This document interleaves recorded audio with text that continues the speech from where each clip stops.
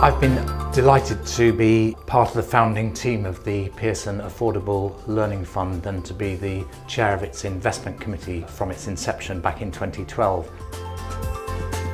It's a global imperative to improve education across the developing world, and governments around the world really need to focus on it, and many of them are, and there's lots of aid money and support to governments in the developing world to improve their education systems. I've played a part in that in the past. It's really important. Alongside that, we've seen this massive growth in the low-cost private sector. Frustrated parents across India, Pakistan, large parts of Africa, some other parts of the world have voted with their feet. They've chosen, even though they're on low incomes, to put their children in low-cost private schools because they can see in the meantime, while governments are trying to reform their systems, at the moment those public systems aren't good enough. So we've had this growth where, for example, in Pakistan, about 40% of all children are now in low-cost private schools. In many of the big cities in the developing world, Delhi, Accra, Lagos, Lahore, Karachi, 70% of children are in low-cost private schools.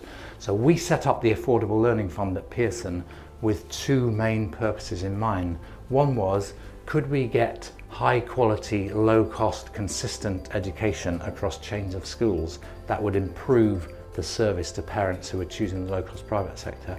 And the second one was, could we demonstrate in that sector innovations at low cost that could then be adopted either by other private chains or indeed by governments?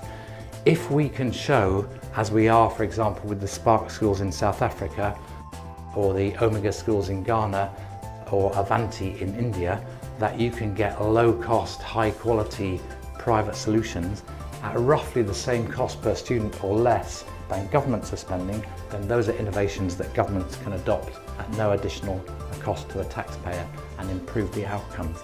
So the Affordable Learning Fund is a really important contribution to the future of education. We now have 10 investments around the world. We hope shortly to be educating literally millions of children across the developing world, sharing what we're learning through that fund with governments, with other providers, all in the aim of providing much better education for all children and young people around the world.